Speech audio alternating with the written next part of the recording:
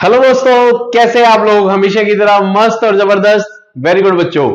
तो बच्चों, one shot videos हम कंटिन्यूअसली डाल रहे हैं और उम्मीद है आप उनको अच्छे से देख रहे हैं और मुझे लग भी रहा है एक अच्छा रिस्पांस मिला है मुझे। और कमेंट सेक्शन में काफी कॉम्प्लीमेंट्स मिलते हैं, बहुत अच्छा लगता है। बस मुझे यही चाहिए आपकी तरफ से, ठीक है। तो बस थोड़ी सी मेहनत और ये कंटिन्यूअसली ये वीडियो प्लीज, इस जर्नी में हमारे साथ रहिए। जो वन शॉट वीडियो है ये आपके लिए ही है, ठीक है, आपके फ्यूचर के लिए है, ठीक है। और मैं श्योरिटी देता हूं अगर आप कंटिन्यूअसली हमारे साथ इस जर्नी में रहे तो आप बहुत बहुत अच्छा स्कोर करेंगे फिजिक्स के अंदर, ठीक है। बस आपको साथ में क्या करना पड़ेगा, रिवीजन और पीवाईक्यूज, ठीक है। ओके, कंसेप्ट बिल्ड करना, कंसेप्ट को क्लियर करना वो हमारा काम है, ठीक है। तो चलिए स्टार्ट करते हैं। आज की वीडियो रहेगी हमारी एटम्स, ठीक है। एटम्स जो है वो बहुत ही छोटा चैप्टर है। एटम्स और न्यूक्लियर में सोच रहा था पहले एक साथ कराने का, लेकिन थोड़ा सा फिर ज्यादा बड़ी वीडियो हो जाएगी, ठीक है। तो आप बोरिंग लगने लग जाता है बच्चों को। मैं चाहता हूं 1 घंटे तक ठीक रहे, ठीक है। 1 घंटे तक ही कंसंट्रेशन होके पढ़ा जाता है, ठीक है। तो थॉमसन एटॉमिक मॉडल क्या बोलता है? थॉमसन एटॉमिक मॉडल ने क्या बताया कि एटम का स्ट्रक्चर के बारे में बात करी। डू यू नो वो gave the first atomic theory? Atomic theory किसने दी सबसे पहले? सबसे पहले बताया किसने कि यार एटम जैसी कोई चीज होती है? सबसे पहले एटम्स के बारे में, सबसे पहले एटम के बारे में बताया डाल्टन ने। किसने बताया? डाल्टन ने। कि डाल्टन सबसे छोटी चीज होती है, ठीक है। ओके। एंड बट उसके बारे में, वो स्ट्रक्चर के बारे में नहीं बताया। स्ट्रक्चर के बारे में सबसे पहले बात करी बेटा किसने? थॉमसन ने। तो थॉमसन ने बताया कि atom is like a what? Watermelon. Atom किस तरीके से होता है बेटा? एक वाटरमेलन की तरह होता है। थोड़ा सा बड़ा वाटरमेलन बना लेते हैं, ठीक है, इस तरीके से। तो एटम एक बड़ा वाटरमेलन की तरह है। जिस तरीके से वाटरमेलन का पूरा जो ये पार्ट है हमारा, जो रेड पार्ट होता है ना वाटरमेलन का, ठीक है, जिस तरीके से ये रेड पार्ट होता है उसी तरीके से जो एटम है वो कंप्लीटली पॉजिटिवली चार्ज होता है। कैसा होता है बेटा? पॉजिटिवली चार्ज होता है। और इसका साइज कितना बताया उसने? इसका साइज बताया बेटा 10⁻⁻10 मीटर, यानी 1 एंगस्ट्रॉम के इक्वल उसने इसका साइज बताया, ठीक है। उसने बताया कि जो एटम होता है वो कैसा होता है? 1 एंगस्ट्रॉम के जितना होता है। क्लियर है बेटा? और उसने ये बताया जिस तरीके से वाटरमेलन के अंदर छोटे छोटे सीड्स होते हैं, ऐसे ही इलेक्ट्रॉन एम्बेडेड है। मतलब इलेक्ट्रॉन पूरा, जो एटम है पूरा भरा हुआ है, ठीक है। जैसे वाटरमेलन के अंदर कोई स्पेस नहीं होता, खाली जगह नहीं होती, ऐसे पूरा भरा है एकदम, ठीक है। तो ये सारे जिस जिस तरीके से सीड्स होते हैं, ऐसे बीच बीच में इलेक्ट्रॉन लगे हुए हैं, ठीक है। तो उसने बताया कि पॉजिटिवली चार्ज है। उस टाइम प्रोटॉन की डिस्कवरी नहीं हुई थी, ठीक है। उसने बताया कि पूरा जो एटम है वो इलेक्ट्रिकली न्यूट्रल होता है। और जिसका न्यूट्रल होता है, इसका मतलब जो पॉजिटिव चार्ज है वो किसके इक्वल होगा? नेगेटिव चार्ज के इक्वल होगा। यानी ये जो सारे सीड्स मिलके जितना नेगेटिव चार्ज बनाते हैं वो सब पूरे एटम के पॉजिटिव चार्ज के बराबर है, जो कि ये रिमेनिंग पार्ट है उसका, ठीक है।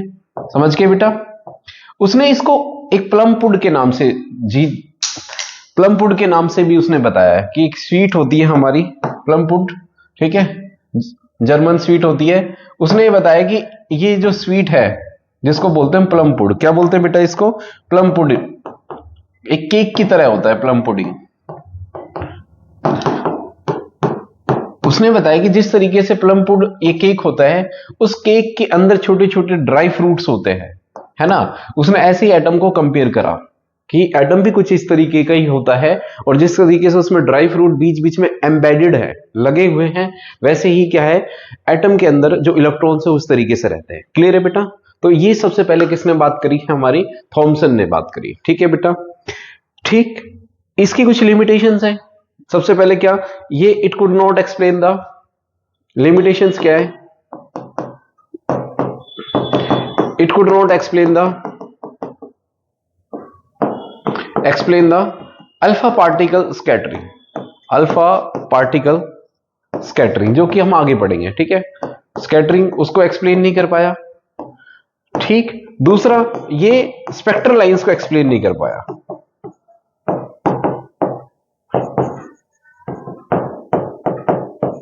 एक्सप्लेन बाय थॉमसन मॉडल, ठीक है। तो थॉमसन मॉडल ने इसको एक्सप्लेन नहीं किया, ठीक है। इसके बारे में हम आगे बात करेंगे, ठीक है। तो ये कुछ लिमिटेशंस थी रदरफोर्ड थॉमसन मॉडल की। अब आते हैं हम नेक्स्ट। तो रदरफोर्ड ने क्या एटॉमिक मॉडल दिया, उसने ये बताया कि एक अल्फा पार्टिकल स्कैटरिंग एक्सपेरिमेंट किया। ये एक्चुअली किया तो था उसके जो स्टूडेंट थे गीगर एंड मार्स्टन, है ना। और इंटरेस्टिंग बात ये है कि जो थॉमसन का जो स्टूडेंट था वो था रदरफोर्ड। कौन था? रदरफोर्ड। रदरफोर्ड के स्टूडेंट थे गीगर एंड मार्स्टन, उसके एसोसिएट्स थे एक्चुअली में, जो पीएचडी करते हैं ना एक गाइड के अंदर। तो वो गाइड के अंदर जो एक्सपेरिमेंट करते हैं तो वो थे, उनसे ये एक्सपेरिमेंट कराया था, वो ऑब्जर्वेशन कर रहे थे रदरफोर्ड। तो उन्होंने बताया कि देखो जो अल्फा पार्टिकल है, अल्फा पार्टिकल होते क्या है, पहले तो ये देखो। अल्फा पार्टिकल जो होते हैं, अल्फा पार्टिकल वो हीलियम के न्यूक्लियस के इक्वल होते हैं। देखो हीलियम क्या होता है? हीलियम होता है बेटा 2He4, यानी इसका एटॉमिक नंबर कितना है? 2 है। 2 है तो इसका मतलब Z भी यही होगा। इसका मतलब 2 इलेक्ट्रॉन है इसके एटम में और 2 ही प्रोटॉन है। और न्यूट्रॉन कितने हैं? इसमें से ही माइनस कर दो 4 में से 2। तो अगर हम हीलियम का न्यूक्लियस बनाए और पूरा एटम ही बनाए, ठीक है, इस न्यूक्लियस के अंदर सबसे पहले बात करें तो इस न्यूक्लियस के अंदर क्या होता है बेटा? 2 तो प्रोटॉन होते हैं और न्यूट्रॉन कितने होंगे? इसमें से माइनस कर दो 2 न्यूट्रॉन। समझ के? क्लियर? इलेक्ट्रॉन कितने होंगे? इलेक्ट्रॉन तो यहां होंगे 2। समझ के? अब इसको हटा दो, इसको हटा दो, ठीक है। ये बचा क्या? 2 प्रोटॉन और 2 न्यूट्रॉन के बराबर पार्टिकल। इसी को हम अल्फा पार्टिकल बोलते हैं। तभी हम बोलते हैं कि अल्फा पार्टिकल किसके इक्वल होता है? It is equivalent to the nucleus of helium atom. समझ के? इसके इक्वलेंट होता है ये। तो इसका मतलब क्या हुआ? अल्फा पार्टिकल पे कौन सा चार्ज है? पॉजिटिव चार्ज है। क्यों भाई? 2 प्रोटॉन और 2 न्यूट्रॉन के बराबर है ये, है ना। तो इसका मतलब क्या हुआ कि 2 प्रोटॉन और 2 न्यूट्रॉन के बराबर इसमें मास है और चार्ज कितना है? न्यूट्रॉन पे तो कोई चार्ज नहीं था, यानी 2 प्रोटॉन के बराबर इस पे चार्ज होता है, पॉजिटिवली चार्ज होता है। तो उसने देखा बेटा कि जो अल्फा पार्टिकल है उसको उसने लेड ब्लॉक में रखा, ठीक है, लेड ब्लॉक में रखा। ये इसलिए होता है लेड ब्लॉक ताकि सेफ्टी कंसर्न के लिए, कि रेडिएशन हमारे ऊपर ना आए, अदरवाइज इसका बहुत बड़ा इंपैक्ट पड़ता है हमारी बॉडी के ऊपर। उसने देखा कि मोस्टली जो अल्फा रेज है बेटा वो गोल्ड फॉइल से। गोल्ड क्यों ली? एक तो देखो गोल्ड फॉइल भी कई बार पूछ लिया जाता है कि गोल्ड फॉइल ही क्यों ली। एक तो ये हाईली मेलिएबल है, इसके हम बहुत सारी पतली शीट बना सकते हैं, ठीक है बेटा। तो उसने देखा कि इससे बहुत सारी रेज क्या हुई, हमारी सीधी निकल गई कुछ इस तरीके से। देखो जहां से पास कर रही होंगी वहां कुछ तरीके से एटम को उसने इस तरीके से ऑब्जर्व किया। उसने कहा कि बहुत सारी जो अल्फा रेज है वो सीधी चली गई। कुछ अल्फा रेज आई ऐसे और स्कैटर होकर इधर भाग गई, कुछ इधर भाग गई, कुछ एक आध थी जो सेंटर से 180 डिग्री पे वापस आ गई। समझ के? उसने कहा कि बहुत सारी रेस तो सीधी चली गई, कुछ अलग अलग एंगल पे जा रही हैं, ऐसे ऐसे ऐसे, और कुछ एक आध ऐसी थी जो सेंटर पे टकरा के वापस आ रही है। तो उसने ये ऑब्जर्व किया। क्या ऑब्जर्व किया? ठीक है। अच्छा पहले तो इस सेटअप के बारे में बात करते हैं। ये गोल्ड फॉइल हुई। अच्छा ये है हमारे पास, ये स्क्रीन है। स्क्रीन पे पैचेस आएंगे छोटे छोटे, जैसे एक्सरे के ऊपर पैचेस आ जाते हैं, दिखता है वहां पे कि एक्सरे में ये स्ट्रक्चर है, ऐसे ही वहां पे दिख जाएगा कि कितनी अल्फा रेज वहां पे आई है, ठीक है। ओके, तो ये बीम ऑफ अल्फा पार्टिकल है हमारी, ठीक। तो इससे क्या ऑब्जर्व किया उसने, क्या कंक्लूजन निकाला उसने? उसने निकाला बेटा, उसने निकाला कि एक्चुअली में जो अल्फा पार्टिकल है वो कैसा होता है। वो अल्फा पार्टिकल, वो जो एटम है वो ऐसा नहीं होता जैसा कि रदरफोर्ड ने बताया, उसने थॉमसन ने बताया। एक्चुअली में एटम कुछ इस तरीके से होता है जिसके अंदर ये वाला है, ये हमारा न्यूक्लियस होता है। क्या होता है बेटा? न्यूक्लियस। क्या होता है बेटा? ये न्यूक्लियस। और इसका साइज उसने बताया 10⁻⁻14 से 10⁻⁻15 मीटर, थोड़ा वेरी करता है ये, समझ के। और एटम के साइज से तो एग्री था वो, कि जो थॉमसन ने बताया वो कितना था बेटा? 10⁻⁻10 मीटर। और इसने जो न्यूक्लियस का रेडियस है वो कितना बताया? न्यूक्लियस का रेडियस उसने 10⁻⁻14 से -15 बताया, ठीक है। तो एटम का इस तरीके से स्ट्रक्चर बताया, और बताया कि बहुत सारी जो अल्फा रेज है बेटा वो सीधी इसलिए चली गई क्योंकि there is a large space between nucleus and atom. Atom के जो वैलेंस सेल है उसके बीच में बहुत सारा गैप है, ठीक है। उसने ये ऑब्जर्व किया आगे कि अल्फा पार्टिकल के ऊपर जरूर कुछ ना कुछ पॉजिटिव चार्ज है, तभी जो रेज है, तभी जो कुछ रेज है अल्फा की वो कैसे चलेगी? ऐसे स्कैटर्ड होगी, क्योंकि अल्फा पे तो कौन सा चार्ज है बेटा? पॉजिटिव चार्ज है, और पॉजिटिव से एक पॉजिटिव चार्ज ही रिपेल हो सकता है। इसका मतलब there must be some positive charge, ठीक है। क्लियर है बेटा? कुछ रेज बिल्कुल सीधा, ठीक है, 8000 अराउंड 8000 में से एक रे ऐसी थी जो बिल्कुल 180 डिग्री पे वापस टकरा के वापस आ गई। समझ गए? बिल्कुल जस्ट यहां से वापस आ गई, रिटर्न हो गई। ठीक है, टकराएगी नहीं एग्जैक्टली, रिपेल होके वापस आ जाएगी 180 डिग्री पे। क्लियर है बेटा? तो इसने ये कंक्लूजन लिया, तो एटम का स्ट्रक्चर उसने कुछ इस तरीके से बताया। क्लियर है बेटा? तो एटम का स्ट्रक्चर इतना सा है। ठीक है, इसको विजुअलाइज करते हैं। देखो, जैसे मान लो हम अगर रेशियो निकालें, देखो 10 टू पावर -10 एटम का साइज और न्यूक्लियस का साइज, तो ये कितना आएगा? 10 टू पावर 4 मीटर आएगा, मतलब 10 किलोमीटर। मतलब अगर हम एटम को 1 किलोमीटर का माने, 1 किलोमीटर का, तो जो एटम को नहीं, न्यूक्लियस को अगर हम 1 मीटर का माने, किसका? 1 मीटर का। ठीक है, ये 1:10 किलोमीटर का है भाई। 10 टू पावर 4 मीटर हुआ ना बेटा, है ना? तो 1:10 टू पावर 4 मीटर हुआ, यानी ये 1 मीटर है, और ये 10 टू पावर 4 मीटर का मतलब हुआ भाई 10 किलोमीटर। मतलब अगर हम न्यूक्लियस को 1 मीटर जितना बड़ा माने, विजुअलाइज कर रहे हैं हम, ठीक है, अगर 1 मीटर बड़ा, इतना बड़ा है मान लो न्यूक्लियस, है ना? तो जो एटम है ना, उसका जो वैलेंस शेल है वो कितना होगा? 10 टू पावर 4 मीटर दूर, मतलब 10 किलोमीटर दूर, मतलब इतना स्पेस है। आप सोचिए, अगर इतना बड़ा न्यूक्लियस है तो 10 टू पावर 4 मतलब 10 किलोमीटर वहां पे इलेक्ट्रॉन घूम रहा होगा, है ना? बड़े इंटरेस्टिंग है, समझ रहे हो? इसका मतलब there is a large space. अगर हम कंपैरिजन कर रहे हैं, हम विजुअलाइज करने की कोशिश कर रहे हैं, अगर एटम इतना बड़ा होता तो इलेक्ट्रॉन वहां पे होता। ठीक है, इसका मतलब ये समझाने की कोशिश कर रहा हूं मैं कि there is a large space between nucleus and last shell of electron. Clear है बेटा? ओके, तो ये कंक्लूजन आया था उससे। तो एटम कुछ इस तरीके से होता है। तो क्या और ये प्लानिटरी मोशन, सबसे पहले इलेक्ट्रॉन किस में मूव करते हैं बेटा? Electrons move around the nucleus in planetary motion. In planetary motion कैसा? प्लानिट, जिस तरीके से प्लानिट मूव करते हैं सन कह रहा हूं, ऐसे ही क्या करता है? इलेक्ट्रॉन मूव करते हैं। दूसरा और क्या बताया उसने? ये बताया कि there is some positive charge, there is some positive charge inside atom, inside, in centre of nucleus, या फिर ऐसा कह सकते हैं in centre of atom, called as nucleus, called as nucleus. बाद में उसने बताया कि एक्चुअली में ये जो चार्ज है ये किसकी वजह से है? न्यूक्लियस पे प्रोटॉन की वजह से। इसलिए रदरफोर्ड को हम ये मानते हैं कि उसने डिस्कवरी की किसकी? प्रोटॉन की। उसी ने बताया कि जो सेंटर में जो चार्ज है वो पॉजिटिव चार्ज प्रोटॉन की वजह से है। ठीक है, तो इसके लिए एक ये याद रखना बेटा, ईंट पर नाच, है ना? बहुत फेमस कोटेशन सा है ये, ईंट पर नाच। मतलब ई मतलब इलेक्ट्रॉन, टी मतलब थॉमसन, पी मतलब प्रोटॉन, आर मतलब रदरफोर्ड, ठीक है, ना मतलब न्यूट्रॉन, और च मतलब चैडविक।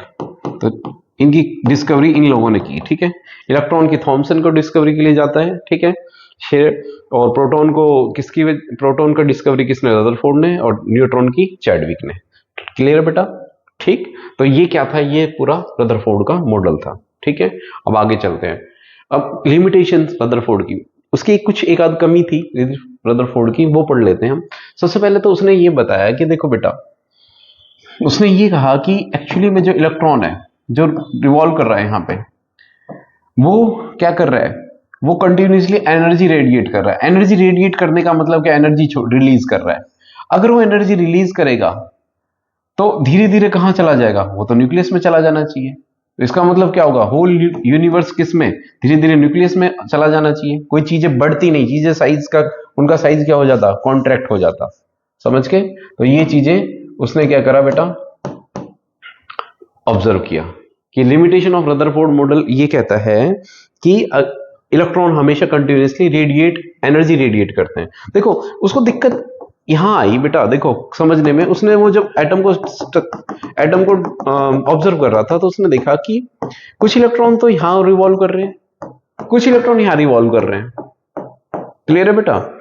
तो यार उसको लगा कि ये वाला इलेक्ट्रॉन कभी यहां था, तो उसने लगा कि ये इलेक्ट्रॉन धीरे धीरे अपनी क्या कर रहा है, एनर्जी लूज कर रहा है, जो कि बाद में करेक्ट करी नील्स बोर ने। ओके, तो ये दिक्कत थी उसने। और दूसरा, स्पेक्ट्रल सीरीज के बारे में भी नहीं बता पाया। स्पेक्ट्रल सीरीज की डिस्कवरी अभी भी भटकी हुई थी कि क्या स्पेक्ट्रल सीरीज क्या होती है, क्यों होती है, क्यों जन्म लेती है, क्यों लाइंस बनती है, क्यों किसी भी एमिशन के दौरान, जब ट्यूबलाइट, जैसे ट्यूबलाइट ही है, लाइट क्यों एमिट करती है, तो क्यों लाइट एमिट होती है एक्चुअली में, स्पेक्ट्रल सीरीज है ना। तो उसके बारे में भी अभी रहस्य में बना हुआ था। ठीक है, तो ये कुछ लिमिटेशंस थी। एक तो सबसे पहले उसने ये कहा कि जो इलेक्ट्रॉन कंटिन्यूसली एनर्जी रेडिएट करता है, जिसकी वजह से वो कहां चला जाएगा, अगर ऐसा होता तो वो न्यूक्लियस में चला जाता। दूसरा, स्पेक्ट्रल सीरीज की कहानी में भी रहस्य बनी हुई थी। अगला क्वेश्चन कर लेते हैं। इन गीगर मार्सटन एक्सपेरिमेंट कैलकुलेट द, अच्छा, क्लोजेस्ट अप्रोच, पहले ये पढ़ाना जरूरी है। ठीक है, क्लोजेस्ट अप्रोच पढ़ाते हैं हम आपको पहले। ठीक, ओके, ठीक। क्लोजेस्ट अप्रोच क्या होती है, देखो, क्लोजेस्ट अप्रोच, क्लोजेस्ट अप्रोच क्या होती है कि देखो, मान लो एक अल्फा पार्टिकल इधर भागा जा रहा है, कहां पे भागा जा रहा है, अल्फा पार्टिकल जा रहा है न्यूक्लियस की तरफ भागा, ये दिस इज अ न्यूक्लियस। ठीक है, तो न्यूक्लियस को ये एक्चुअल में बिल्कुल टच नहीं करता, ये एक्चुअली में क्या करता है, ये ऐसे रिटर्न होके आ जाता है रिपल्शन की वजह से, है ना, बिल्कुल छूता नहीं है, बिल्कुल यहां से, क्योंकि इस पे भी पॉजिटिव चार्ज है और इस पे भी कौन सा चार्ज है, पॉजिटिव चार्ज है। क्लियर है बेटा, समझ गए, एकदम मौत को टक से छू के वापिस आ गया, समझ गए। तो ये एक्चुअली में जहां से वापस आया है, this is the size of nucleus, है ना, साइज ऑफ न्यूक्लियस इसी से एस्टिमेट कर सकते हैं। क्लियर है बेटा। तो डिस्टेंस ऑफ क्लोजेस्ट अप्रोच क्या होती है एक्चुअली में, क्या होती है, it is equal to the size of nucleus. यही क्या होती है बेटा, न्यूक्लियस के साइज के इक्वल होती है। क्यों, इधर तो इधर से छू के, ऑलमोस्ट छू के क्या आ रहा है, वापिस आ रहा है अल्फा पार्टिकल हमारा। क्लियर है बेटा, ओके। अब इसको निकालना बहुत बहुत आसान है। ठीक है, ओके। जब ये इलेक्ट्रॉन इस अल्फा पार्टिकल इधर जा रहा है, तो इसका मतलब क्या हुआ कि उसके अंदर कौन सी एनर्जी, काइनेटिक एनर्जी है, भागता हुआ चला जा रहा है। अब धीरे धीरे क्या होगा, स्लो होता जा रहा है। जब ये इधर आ रहा है तो क्या होगा, इसका मतलब इसकी जो काइनेटिक एनर्जी किस में कन्वर्ट हो रही है बेटा, धीरे धीरे पोटेंशियल में कन्वर्ट हो रही है। समझ रहे हो, धीरे धीरे स्लो होता जा रहा है, स्लो होता जा रहा है। तो अब ये क्या है, इस काइनेटिक एनर्जी किस में कन्वर्ट होगी, पोटेंशियल में। क्यों, क्योंकि यहां आके जब वो यहां आएगा तो धीरे धीरे क्या होगा, मोमेंटरली रेस्ट में आएगा, है ना, फिर उसके बाद इधर जाएगा, है ना। कोई भी चीज जब डायरेक्शन चेंज करती है तो थोड़ी देर के लिए मोमेंटरली रेस्ट में रहती है। जैसे ये ऊपर जा रहा है, फिर यहां पे रुकेगा, फिर तब नीचे आएगा ना। ये ऐसे घूम रहा है, ये अगर इसको डायरेक्शन चेंज करनी तो पहले ऐसे रुकेगा, फिर इधर चलेगा। तो ऐसे ही इलेक्ट्रॉन इधर आ रहा है, पहले उसके अंदर कौन सी एनर्जी, काइनेटिक एनर्जी, समझ के। जब उस काइनेटिक एनर्जी किस में कन्वर्ट हो जाए, पोटेंशियल एनर्जी में। कब होगी वो, जब वो यहां आ जाएगा। तो इसका मतलब वही क्या होगा, उसकी डिस्टेंस ऑफ क्लोजेस्ट अप्रोच होगी। क्लोजेस्ट कितना जा सकता है, सबसे पास कितने जा सकता है, तो उस टाइम काइनेटिक एनर्जी किस में बदल जाएगी बेटा, पोटेंशियल में। और काइनेटिक एनर्जी का फॉर्मूला क्या है, हाफ एम वी स्क्वायर। और पोटेंशियल एनर्जी फिर बता रहा हूं, एमजीएच में बोल देना। पोटेंशियल एनर्जी क्या होती है बेटा, डब्ल्यू होता है क्यू इंटू वी। समझ के, क्यू, क्यू किस पे चार्ज है, अल्फा पार्टिकल पे, वी, और प्रोटॉन पे कितना चार्ज होता है, के क्यू बाय आर। मतलब प्रोटॉन, मैंने क्या बोला, पोटेंशियल कितना होता है, कि क्यों, तो ये रहा क्यों किसका है, अल्फा पार्टिकल, अल्फा पार्टिकल पे कितना चार्ज होता है, +2e। ठीक है, और पोटेंशियल के क्यू, ये क्या है, ये है हमारा charge on nucleus, charge on nucleus. Nucleus पे कितना चार्ज होता है, देखो न्यूक्लियस पे होता है क्या है, प्रोटॉन और न्यूट्रॉन। न्यूट्रॉन तो कोई चार्ज नहीं होते। प्रोटॉन कितने होते हैं, प्रोटॉन जितने एटॉमिक नंबर।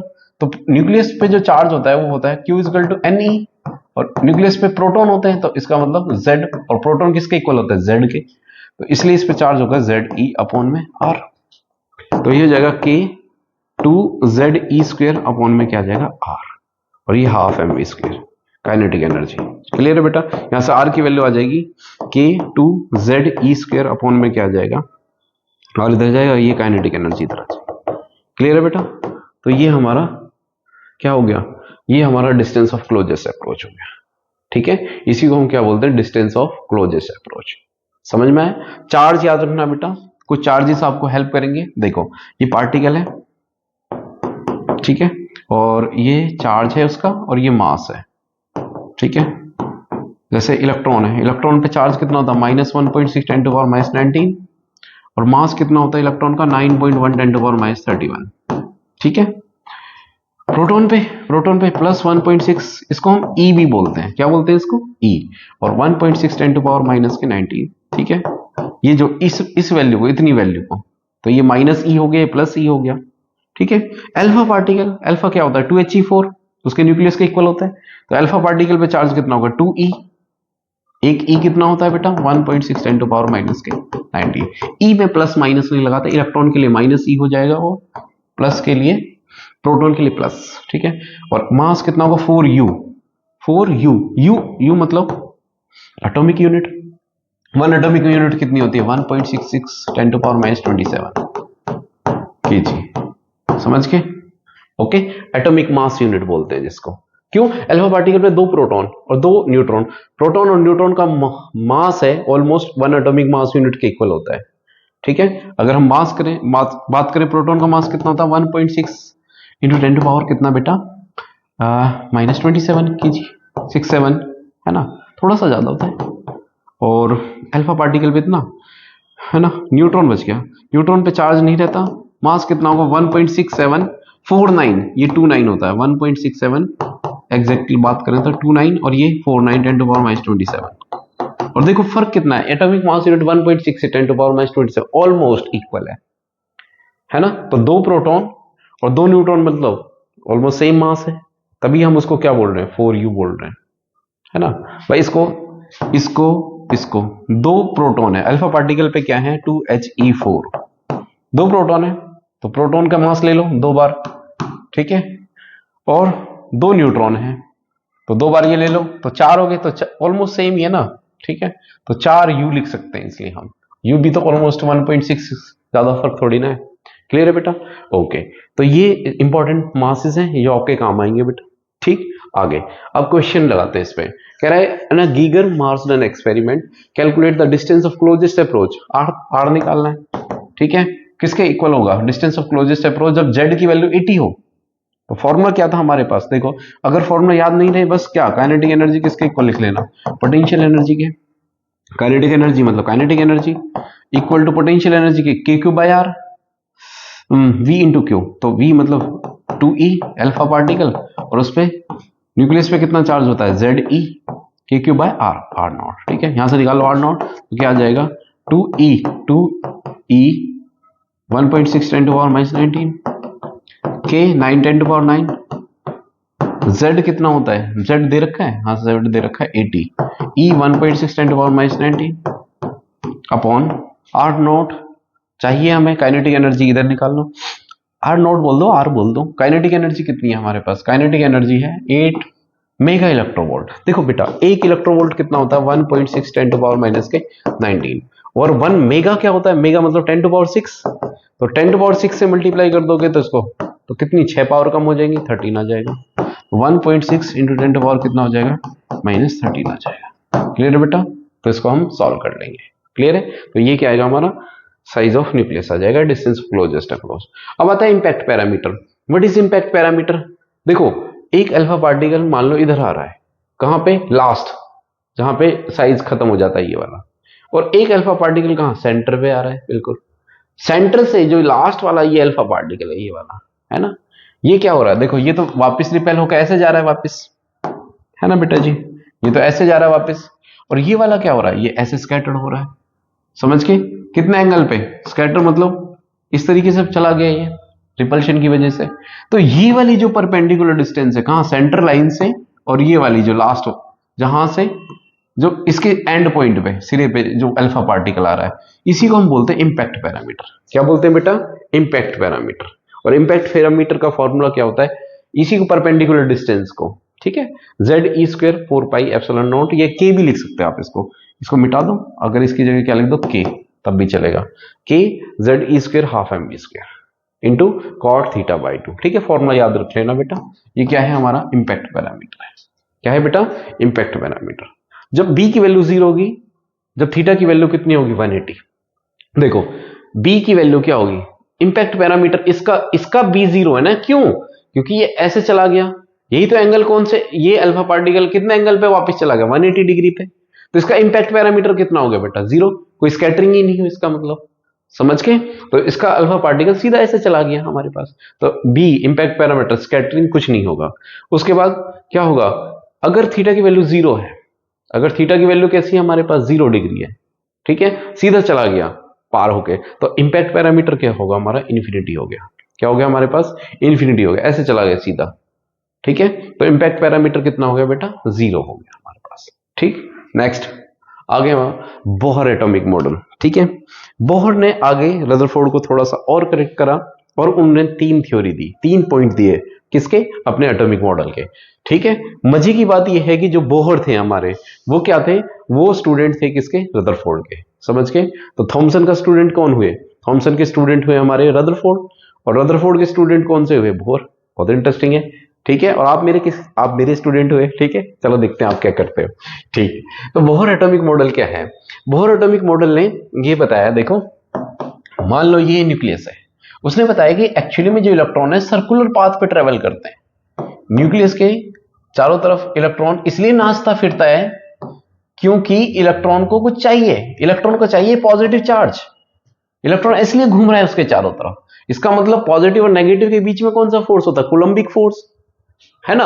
और ये कहां जाना चाहता है, सेंटर की तरफ, क्लियर है। अगर देखो बाहर का कोई फोर्स ना रहे, वो जो कि जिसको हम सेंट्रीफ्यूगल फोर्स बोलते हैं, जो इसको बैलेंस कर रहा है, जो इसको अंदर नहीं आने दे रहा, अगर वो हट जाए तो एक्चुअली में इलेक्ट्रॉन ऐसे ऐसे घूम के कहां चला जाएगा, न्यूक्लियस में चला जाएगा, क्लियर है। तो इसको कौन सा फोर्स सेंटर की तरफ खींच रहा है, इलेक्ट्रोस्टैटिक फोर्स।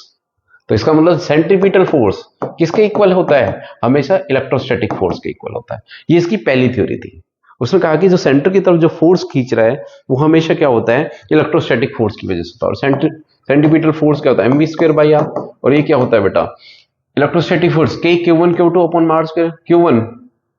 अगर हम बात करें, देखो सबसे पहले बोहर की थ्योरी थी ना, ये हाइड्रोजन लाइक एटम के लिए थी, ये हाइड्रोजन के लिए लगाई उसने, समझ के। तो हाइड्रोजन पे तो एक ही प्रोटॉन होता है, तो उस पे चार्ज हो गया न्यूक्लियस पे, Z ही होता है न्यूक्लियस पे, तो Z की वैल्यू 1 होगी, इंटू ई, इंटू क्या, इलेक्ट्रॉन पे कितना, -e चार्ज, अपॉन में क्या आ जाएगा, R, ठीक है। तो K अगर हम मैग्नीट्यूड की बात करें तो mv²/r, तो फिर माइनस मत लेना, अपॉन r इक्वल टू क्या आ जाएगा, K e²/r स्क्वायर, समझ के। ये पहली थ्योरी थी कि हमेशा सेंट्रीपिटल फोर्स किसके इक्वल होगा, इलेक्ट्रोस्टैटिक फोर्स के इक्वल, ठीक है। दूसरा उसने बताया, उसने कहा कि देखो sir, Bohr sir, Thomson sir, नहीं थॉमसन नहीं, रदरफोर्ड, रदरफोर्ड जी आप सही कह रहे थे कि इलेक्ट्रॉन क्या करते हैं, इलेक्ट्रॉन कम एनर्जी के होते हैं, ज्यादा एनर्जी के होते हैं, पर कभी भी ऐसा नहीं होता इलेक्ट्रॉन एनर्जी रेडिएट करके नीचे आ जाए। हाँ इलेक्ट्रॉन जंप करके आगे जा सकता है पर वापस इसी में आएगा, ऐसा नहीं है कि इलेक्ट्रॉन लूज करके एनर्जी नीचे चला जाएगा, नहीं, इलेक्ट्रॉन वापस अपनी ग्राउंड स्टेट पे यहीं पे आ जाएगा। उसने कहा कि कम एनर्जी का भी इलेक्ट्रॉन होता है और ज्यादा एनर्जी का भी इलेक्ट्रॉन होता है, ऐसा नहीं कि इलेक्ट्रॉन नीचे आ जाएगा, हाँ इलेक्ट्रॉन जंप करके आगे जाएगा लेकिन वहीं रुक जाएगा, उसके बाद और नीचे नहीं जाएगा।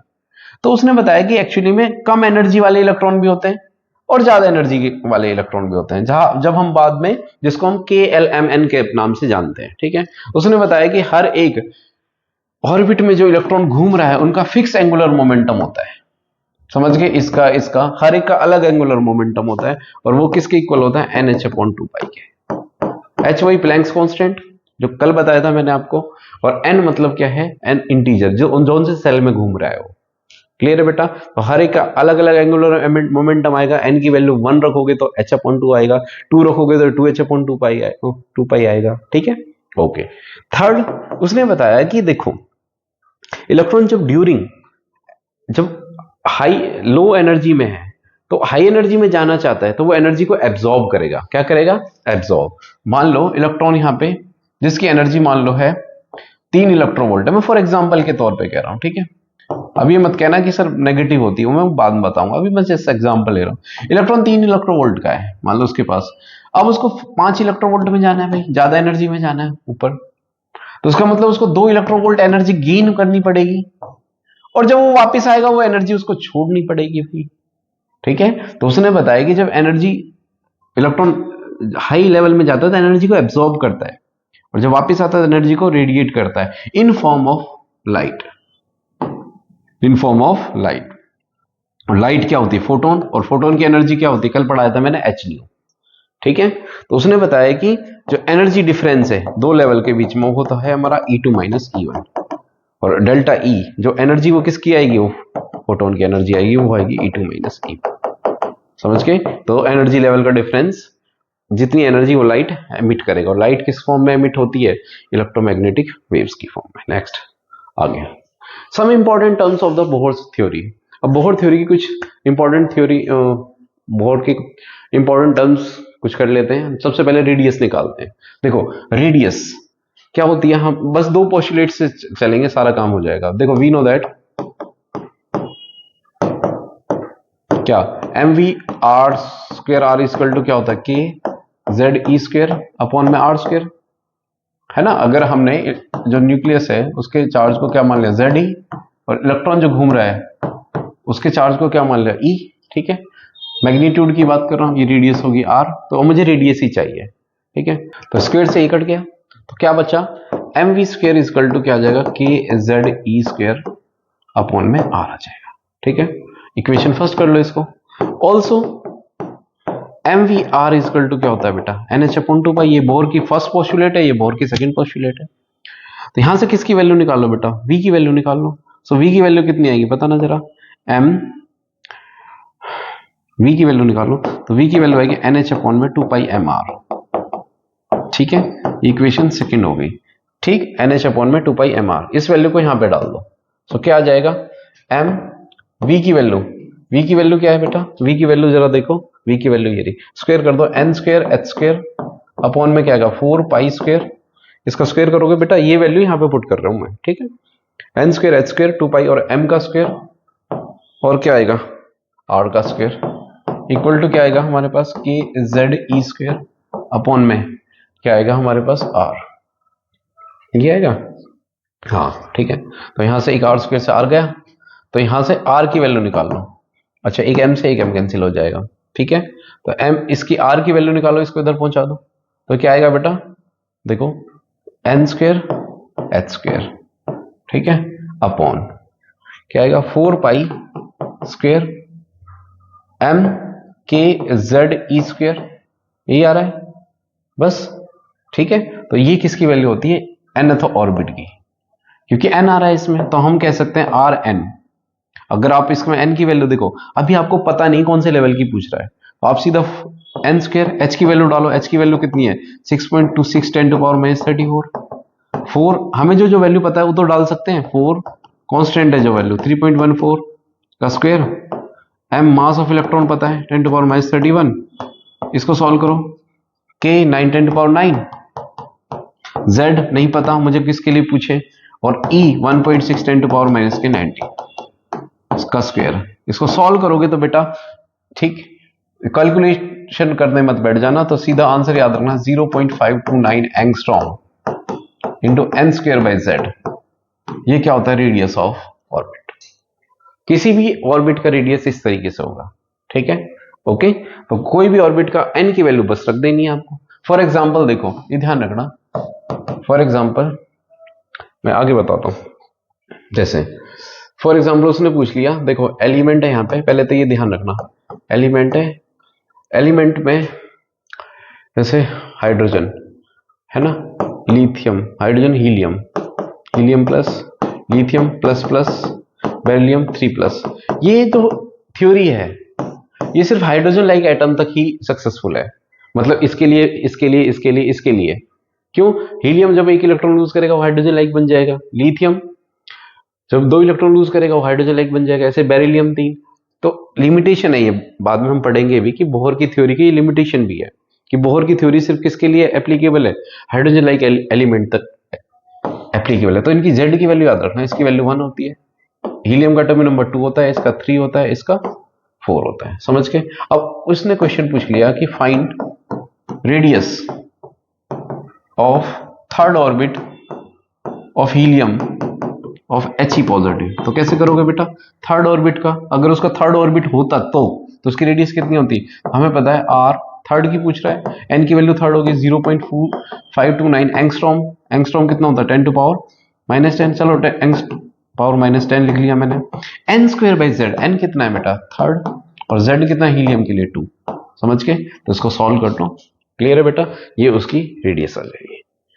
Next is velocity of nth orbit. तो ऐसे जिस तरीके से रेडियस निकाली ऐसे ही हम वेलोसिटी निकाल सकते हैं बेटा, ठीक है। डेरिवेशन नहीं आते हैं इसके, ठीक है, आप सीधा फॉर्मूला लिख सकते हैं। वेलोसिटी ऑफ nth ऑर्बिट होती है बेटा 2.18 10 टू पावर कितना 2.6 मीटर पर सेकेंड जेड बाई एन, ठीक है। This is the velocity of nth orbit.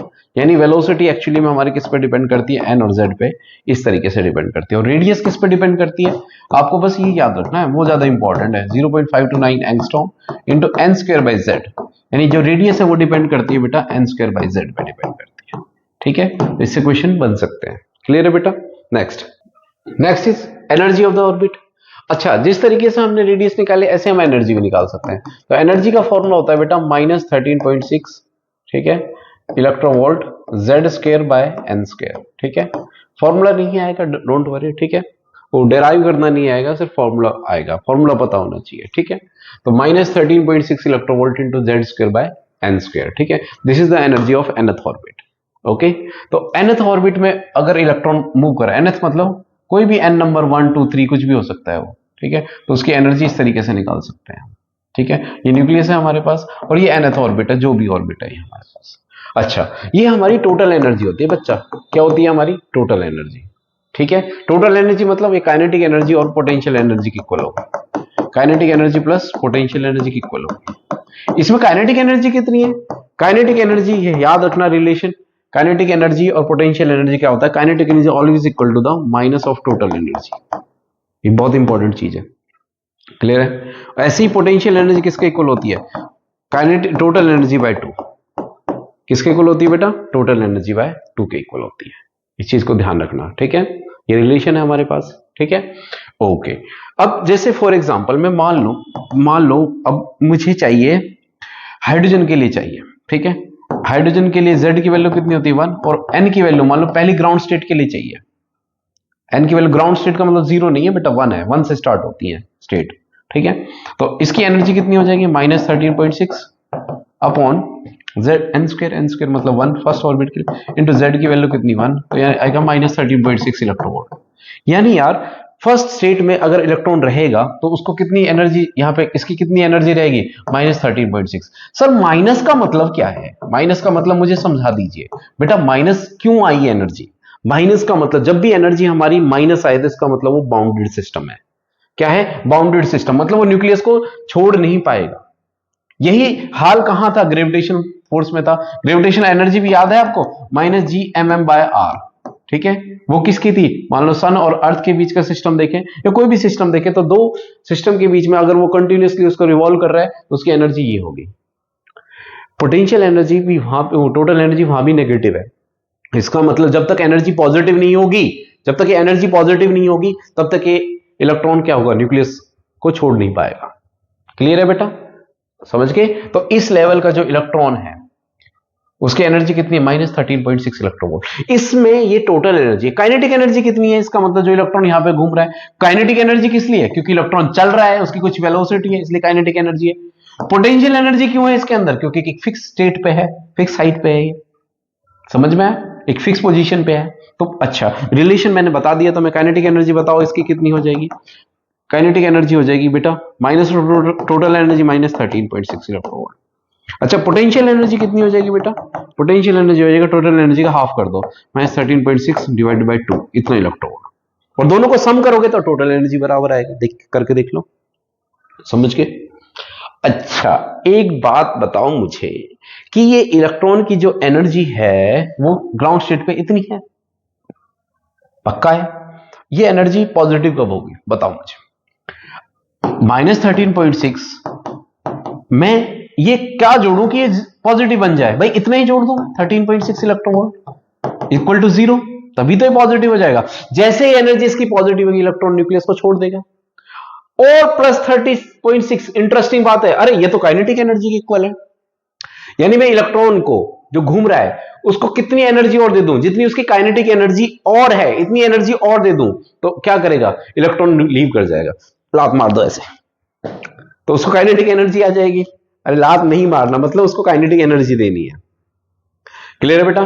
तो काइनेटिक एनर्जी अगर कितनी, इतनी ही एनर्जी में और ऐड कर दो तो इलेक्ट्रॉन क्या हो जाएगा, न्यूक्लियस से बाहर चला जाएगा। क्लियर है बेटा? इस चीज को ध्यान रखना, ठीक है? ओके, तो ये रिलेशन है। अच्छा, मैं अगर दूसरे लेवल की बात करूं, ये तो फर्स्ट स्टेट में, दूसरे स्टेट में एनर्जी, अगर इलेक्ट्रॉन एक्साइटेड स्टेट में चला जाए, हाइड्रोजन का यहां पहुंच जाए, तो उसकी एनर्जी कितनी होगी, 1, एन की वैल्यू कितनी होगी, 2 का स्क्वायर इंटू जेड 1 का स्क्वायर, तो ये आएगा बेटा -13.6 अपॉन 4, यानी -3.2 इलेक्ट्रॉन वोल्ट।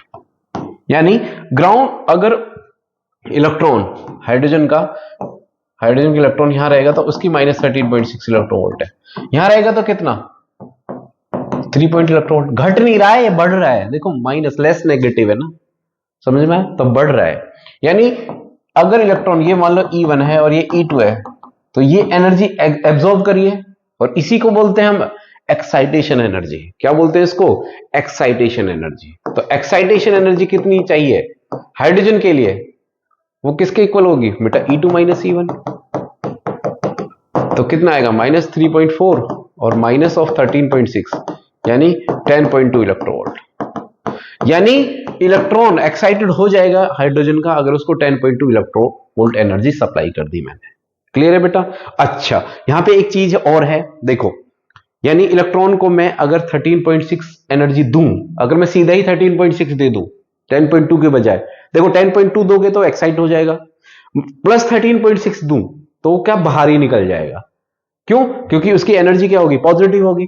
जब बाहर निकल जाएगा, अगर हाइड्रोजन से इलेक्ट्रॉन है उसका, वो बाहर निकल जाए तो हाइड्रोजन क्या बच जाएगा, हाइड्रोजन पॉजिटिव इलेक्ट्रॉन।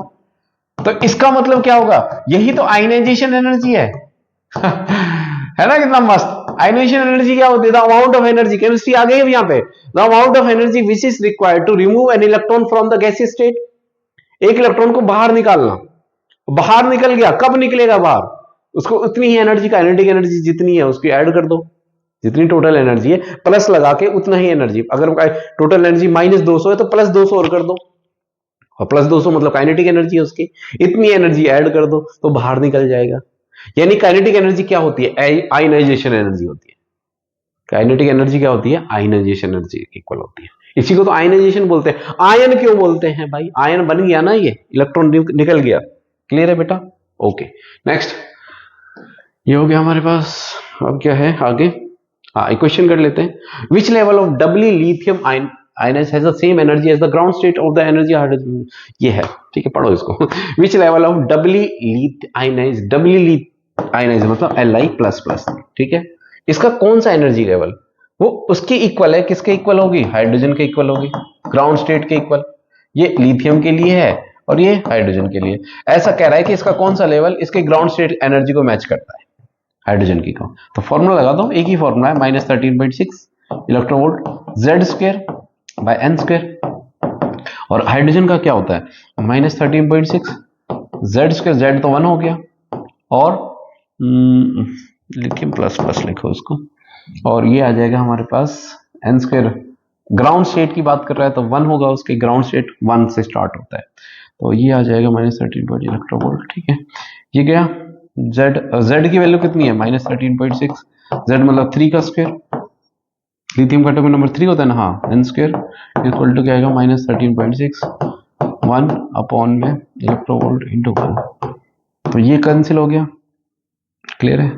तो n² कितना हो जाएगा, n² हो जाएगा 3², और n की वैल्यू कितनी आएगी, 3 आ जाएगी। समझ के? तो इसका मतलब जो थर्ड लेवल का लिथियम का, जब थर्ड लेवल की एनर्जी वो किसको मैच करती है, ग्राउंड स्टेट ऑफ हाइड्रोजन को मैच करती है। ठीक है, okay. Origin of spectral series, origin spectral series का क्या है बेटा, देखो हमें पता है कि जब इलेक्ट्रॉन एक्साइटेड स्टेट से इसमें जाता है, ये मान लो E1 है और ये क्या हमारा E2 है, तो वापस लौट के भी आएगा। जब वापस लौट के आएगा तो क्या होगा, वो बेटा क्या वो करेगा, जो वापस स्टेट आएगा तो वो लाइट एमिट करेगा, समझ के? और लाइट अलग अलग भिन्न भिन्न प्रकार की लाइट आएगी। जब यहां से इसमें आएगा तो अलग लाइट आएगी, जब अगले लेवल से आएगा, मान लो 3 से इसमें लौट के आएगा तो अलग प्रकार की लाइट आएगी। इसलिए अलग अलग प्रकार की लाइट होती है, उन्हीं को हम स्पेक्ट्रल सीरीज बोलते हैं। ठीक है, समझ के। तो अब ये कितनी होती है, देखो हमें पता डेल्टा ई इक्वल टू क्या होता है बेटा, E2 माइनस E1। और E2 की वैल्यू कितनी है, एनर्जी का फॉर्मूला क्या होगा, 13.6 n स्क्वायर Z स्क्वायर। ठीक है, हाइड्रोजन के लिए ले रहे हैं तो Z की वैल्यू में 1 ले रहा हूं बेटा जी। ठीक है, याद रहे। ठीक है, तो Z स्क्वायर तो 1 हो गया अपॉन n स्क्वायर, यहाँ 2 है तो यहाँ 2 कर दूं, माइनस इसका फॉर्मूला माइनस 13.6 का n1 का स्क्वायर कर दूं इलेक्ट्रॉन। ये तो फॉर्मूला होता है दो लेवल का एनर्जी डिफरेंस। इसमें से कॉमन ले लो बेटा, क्या कॉमन ले लो, 13.6 कॉमन ले लो। ठीक है, इलेक्ट्रोवोल्ट। और नीचे क्या बच गया, तो ये माइनस में तो बाद में लिख लूं, ये माइनस माइनस क्या हो जाएगा प्लस। ठीक है, एक लाइन बढ़ा देता हूं, तुम भी क्या याद रखोगे, माइनस 13.6 n2 स्क्वायर इलेक्ट्रोवोल्ट है, प्लस क्या हो जाएगा 13.6 n1 का स्क्वायर इलेक्ट्रोवोल्ट। इसमें से प्लस 13.6 कॉमन ले लो इलेक्ट्रोवोल्ट, क्या बचा n1 का स्क्वायर माइनस n2 का स्क्वायर। इसको मैंने इसलिए लिखा बेटा बाद में क्योंकि ये नेगेटिव है। ठीक है, और ये क्या है डेल्टा ई, डेल्टा ई क्या होता है h न्यू, और h न्यू क्या होता है बेटा hc by lambda equal to 13.6। Electronvolt कितना होता है 1.6 10 to power minus 19, 1 upon n1 का स्क्वायर और 1 अपॉन n2 का स्क्वायर। ठीक है, ये आएगा। अब hc को नीचे ले जाओ। ठीक है, hc नीचे आएगा तो क्या आ जाएगा 1 बाय लैम्डा, तो 1 बाय लैम्डा hc इसके नीचे आ गया जो वैल्यू है सारी।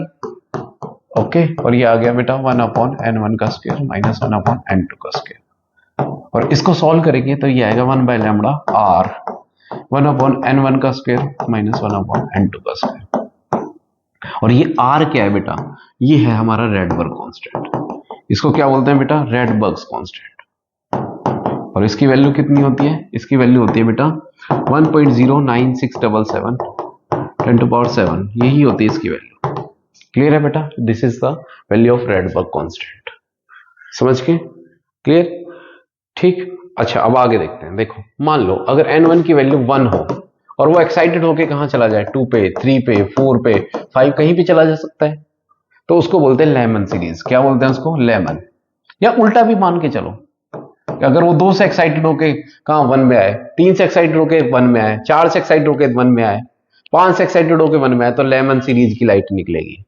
अगर n1 की वैल्यू 2 हो और n2 की वैल्यू कितनी हो, 3 हो 4 हो 5 हो 6 हो अप टू सो ऑन, तो उसको बाल्मर सीरीज बोलते हैं, बाल्मर सीरीज की लाइट।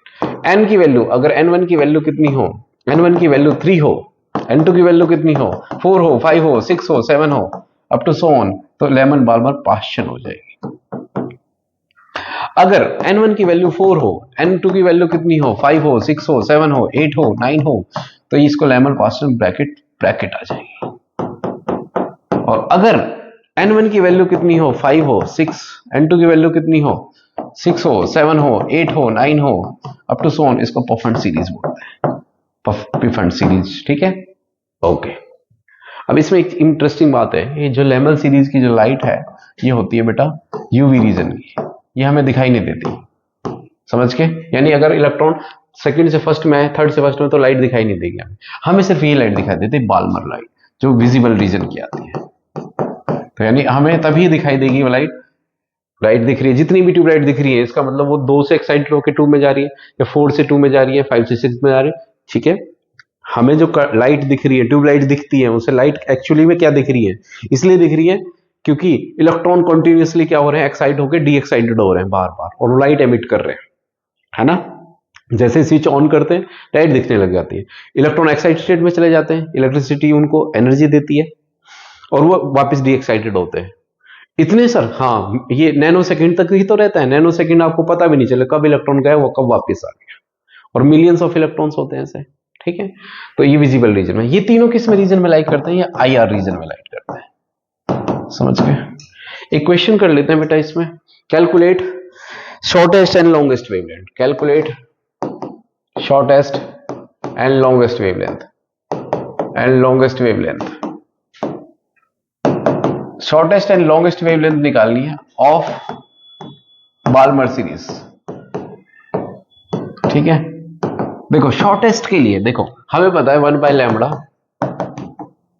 क्या होता है, 1 अपॉन n1 का स्क्वायर माइनस 1 अपॉन n2 का स्क्वायर, इसके इक्वल होता है बेटा।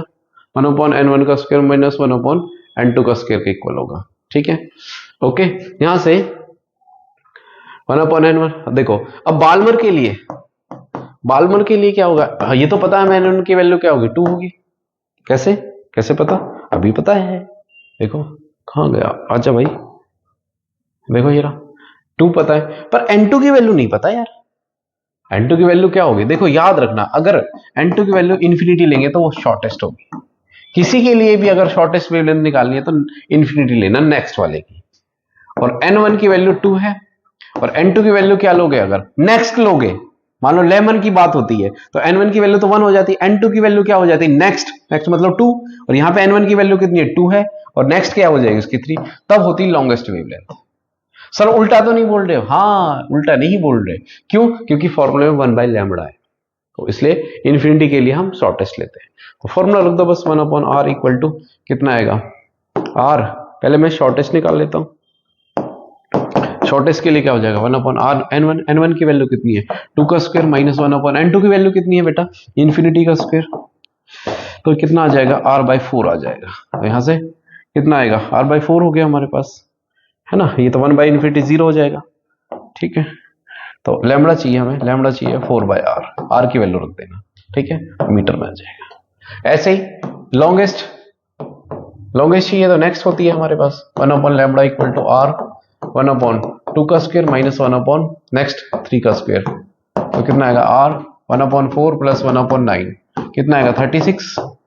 r कितना आएगा? 9 माइनस 4 यानी 5r अपॉन में 36, यानी 1/λ इक्वल टू, यानी लैम्बडा की वैल्यू कितनी आ जाएगी? 36/r। समझ के ये लॉन्गेस्ट वैल्यू। ठीक है, ओके, r की वैल्यू डालनी है बस। Okay, next. Okay, next r की वैल्यू मैंने तुम बताई ना, r की वैल्यू रेडबर्ग कांस्टेंट। हाँ ठीक है, बताइए। हाँ, लास्ट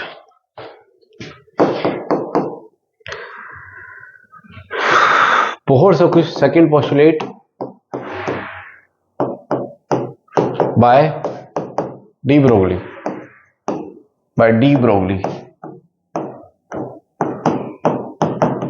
डी ब्रोगली की पोस्टुलेट है हमारे पास बोहर की सेकंड पोस्टुलेट से।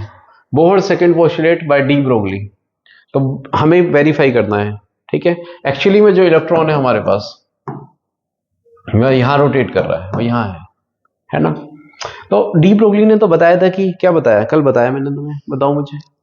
डी ब्रोगली ने ये बताया कि हर एक इलेक्ट्रॉन जो मूव कर रहा है वो क्या कर रहा है? वो वेवलेंथ इस तरीके से, वेवलेंथ मतलब हर एक मूविंग पार्टिकल की वेवलेंथ होती है, वेव कैरेक्टर एसोसिएटेड होता है। डी ब्रोगली ने तो बताया कि एक पार्टिकल नेचर दोनों होते हैं, पार्टिकल वेव नेचर दोनों होते हैं पार्टिकल के। तो देखो हमें कहां से निकालना है? बोहर सेकंड पोस्टुलेट निकालनी है डी ब्रोगली से। देखो वी नो दैट लैम्बडा किसके इक्वल होता है? Lambda is equal to h/mv। कौन बता के गया था ये? डी ब्रोगली, है ना बेटा? अच्छा, लैम्बडा क्या है? यहां पे देखो जरा, मेरी बात सुनो। यहां पे ये कितना है? ये एक्चुअली 1 लैम्बडा हो गया। ये कितना हो गया? 2 लैम्बडा। ये कितना? 3 लैम्बडा। ये कितना? 4 लैम्बडा। ये 5 लैम्बडा। ठीक है, n लैम्बडा, है ना? n लैम्बडा कितने बनेंगे? ये n लैम्बडा एक्चुअली 2πr नहीं बनेगा। कितना बनेगा? 2πr बनेगा हमारे पास। n लैम्बडा इक्वल टू कितना हो जाएगा हमारे पास? 2πr के इक्वल होगा बेटा। n लैम्बडा क्यों? क्योंकि देखो ये 1 लैम्बडा हुआ, ये 2 लैम्बडा हुआ है, 3 लैम्बडा, तो n लैम्बडा कितना हुआ? 2πr के इक्वल हो जाएगा हमारे पास। क्लियर है बेटा? ठीक, तो n लैम्बडा किसके इक्वल हो गया हमारे पास? 2π के r के इक्वल हो गया। बस पुट कर दो यहां से लैम्बडा की वैल्यू 2πr अपॉन में n। लैम्बडा की वैल्यू पुट कर दो तो क्या होगा? 2πr अपॉन में n इक्वल टू h/mv। तो mvr इक्वल टू क्या हो जाएगा यहां से? nh/2π। ये देखा, nvr इक्वल टू nh/2π, यानी बोहर की सेकंड पोस्टुलेट निकल गई। किसके इक्वल? बोहर की सेकंड पोस्टुलेट निकाली हमने किससे? डी ब्रोगली से।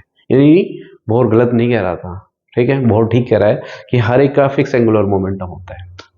समझ में आया? ओके, तो ये लेक्चर था हमारा एटम्स का। तो आई होप आपको समझ में आया होगा बेटा, और कोई डाउट है तो फिर कमेंट सेक्शन में लिखिए बेटा। ठीक है, थैंक यू फॉर वॉचिंग और मेहनत करते रहिए। जल्दी मिलते हैं नेक्स्ट वीडियो में। Thank you.